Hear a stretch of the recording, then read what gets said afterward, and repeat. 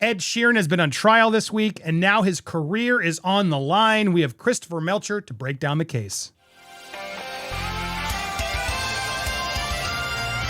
Welcome to Popcorn Planet. I am Andy Signore. So happy to be here with lawyer Christopher Melcher to break down this wild case. And yes, Ed Sheeran was getting feisty this week, getting angry at the other side as they were basically accusing him of theft for stealing Marvin Gaye's Let's Get It On as part of his song Thinking Out Loud. And this has become big headlines today and yesterday, saying he's going to quit music if he loses this case. He even had to miss out on his grandmother's funeral as this case has gone on. This has been years in the making. Christopher, so happy to have you to break down. We have some details from the court, but can you sort of sum up this case in general before we get to where we stand in the trial? What's going on here? Why is Marvin Gaye suing Ed Sheeran?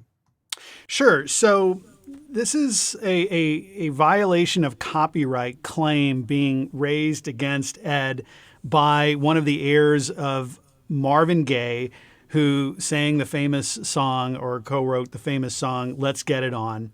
And this heir of Marvin is claiming that Ed's song called Thinking Out Loud copied the song. And so this is going to trial, is in trial. It's kind of towards the end of that trial. Ed has testified as to how he came up with the song, which I'm sure is super interesting for these jurors to listen to. But he brought a guitar with him, and he said he was in his apartment or flat, and he had a co-writer, and how he came up with the inspiration for the song, how he wrote the song. He led them through that, which is, again, super interesting behind the scenes kind of information that we usually don't know about this artistic process. So this jury, got to hear all that. And this isn't about money, really. It's more than about money. This is his reputation. This is his art. This is something that he has spent his life working on. And it would be devastating to him, as he's explained, to have been found to have copied somebody else's work. It's really at this very raw emotional level that he is coming from in his defense. And a couple of things. He's previously been sued before about a song, which he won that one. However, Marvin Gaye's estate, just so you have the full picture here, did end up winning against Blurred Lines for their song Got to Give It Up, which if you put these two together, I'd argue are nowhere near as close as maybe Thinking Out Loud is. At the same time, another one Christopher brought up, Tom Petty and Sam Smith, they actually settled with Tom Petty just saying, "Oh, it's all good. He just didn't catch it," and he ended up becoming a songwriter on that song. And I think got paid $5 million or something. But before we even get to where we are in the case, I want to. This is Rick Beto. He breaks down because I can't play these songs. You can go YouTube these mashups yourself, or I'll try to put some links in the description. But he's going to play you the chord progressions here, and this is where it gets hairy. But the melody and lyrics are completely different. Here we go. If I take the chord progression from Thinking Out Loud, we have D, D over F sharp, G, A, and then Let's Get It On is D, F sharp minor, G, A7. It's basically the same chord progression. The place where the two songs diverge is in the second half of the chorus. Now the song does change. He plays that portion, which I don't want to play. I don't want to play the music, but he agrees. Tempo, groove, instrumentation spares.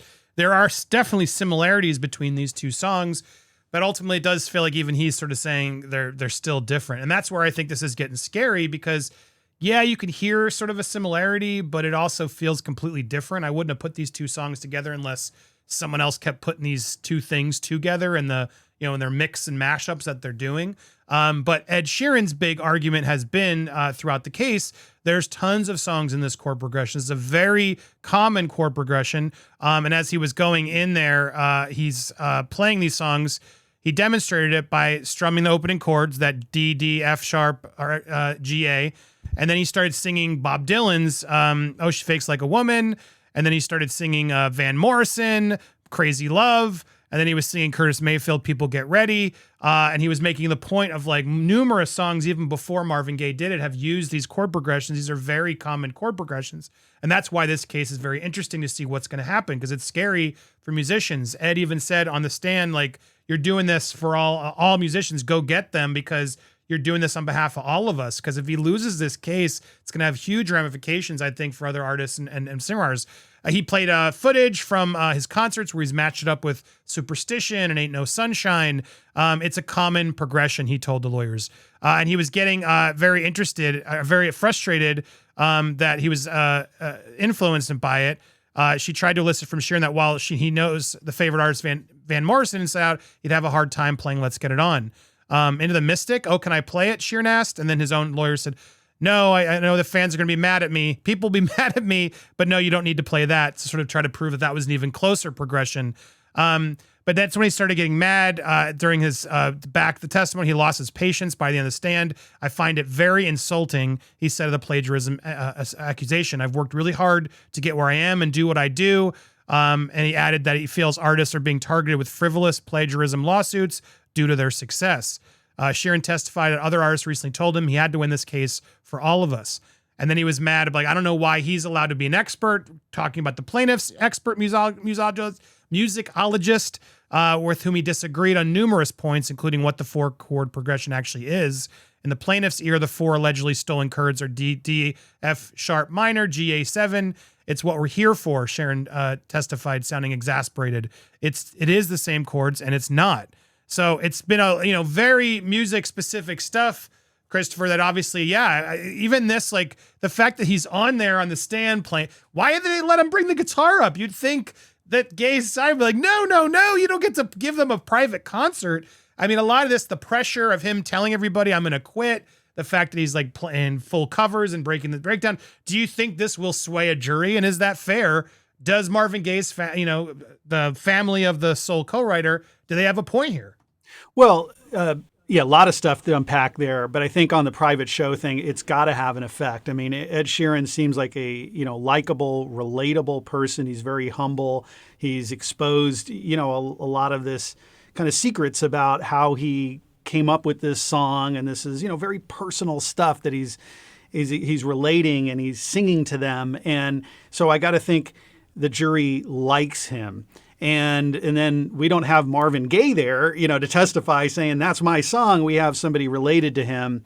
So I think in the likability related to the contest, co-writer, right, who ended up having, it's only 30%. It's not, that's what's so weird about this. Yeah. It's one of the Townsend, not Stewart. It's he's one of the co-writers who now has a stake of the song. I don't even think it's Marvin Gaye. Go ahead. Sorry. Yeah, so it's not like we have Marvin versus Ed, and so we have an heir of Ed testifying. I mean, an heir of Marvin Gaye testifying. So I think popularity points go way, way in Sheeran's favor, and that could sway the jury.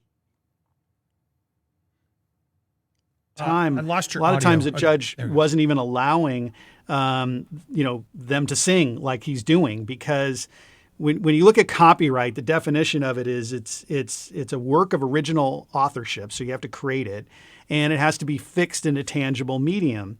So that could be the original sound recording, or it could be writing the lyrics on a piece of paper, or it could be writing the notes on a musical, sheet. So that's the copyright is that. It's not the idea of the song, it's how it's fixed in a recording or a writing. So in some of these older copyright cases, they would have this jury that would have to say, like, look at the sheet music for song A versus song B. Was song B a copy of song A? Even without being able to listen to it, you just look at the notes on the page. And so here they're going a little bit broader. Now, sure, there's similarities as we saw in the Beto video, but pretty much every song is similar to another. Those three, like, I'm a guitarist, I like doing this stuff, and there's a blues progression, there's a rock progression, there's basically three notes or chords that are played over and over again.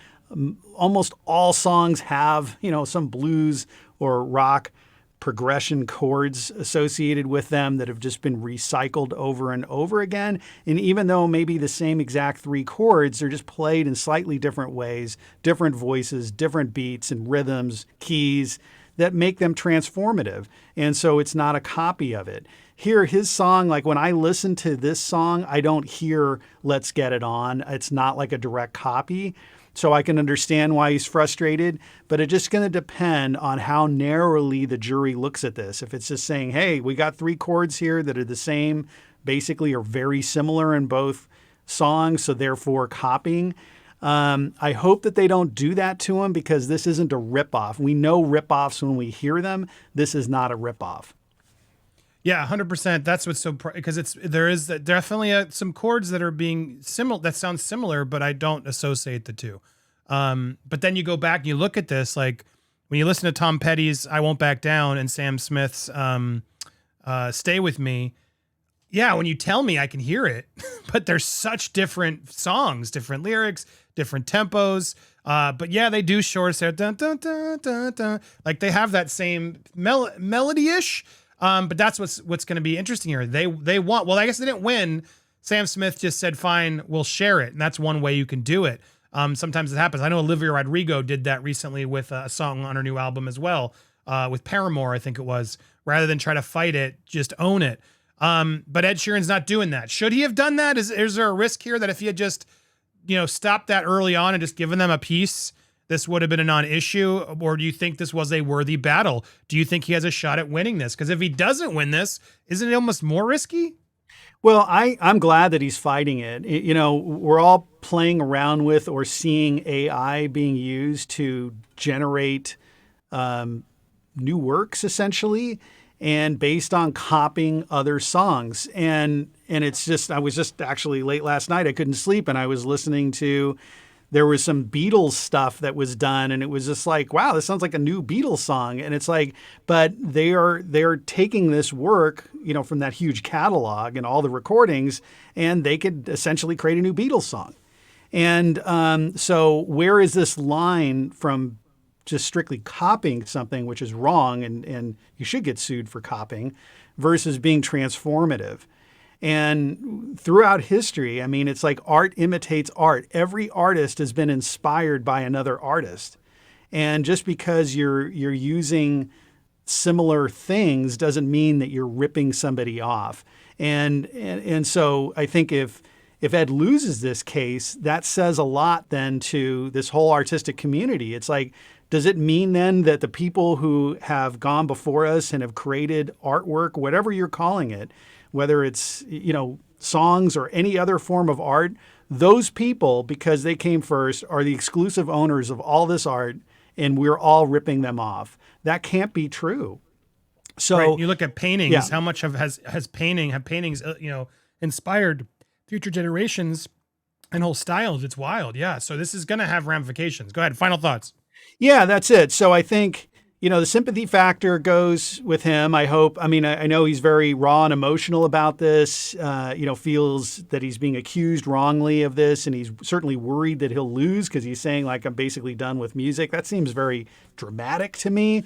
George Harrison went through the same thing with My Sweet Lord versus He's So Fine. So that went to trial in the 70s, and it was a very big thing that he lost. I mean, he's a Beatle. I mean, he was very popular in England. And but they said, hey, it's the same kind of notes. So there's a history of people losing these things and moving forward. Certainly, we got to respect that when somebody creates something, that is a very valuable right. We don't want to see those people ripped off. They need to be honored. They need to get paid for their work. But we also need to allow artists to create new works of original authorship, to transform and be inspired from other people's work without being feared now that we're going to get sued just because my song has the same 3 notes as that person's song. Yeah, 100%. Because it's like there are songs that are literally sampling and stealing songs blatantly. It's clear, and usually you get the rights, but this doesn't feel like the same at all. He made it its own, and it's something that was so personal that he's hearing. It's possible that that melody was in his head and he didn't associate, but just, it's there. I don't think that should warrant then these family members getting paid. That's what's so frustrating. It's not even like we got Marvin Gaye here doing it. It's like the heirs of the kids it's like, come on, this is clearly a cash grab, and they won one previously. So we're like, oh, great, let's go after this one too. They didn't do anything. They don't need this revenue.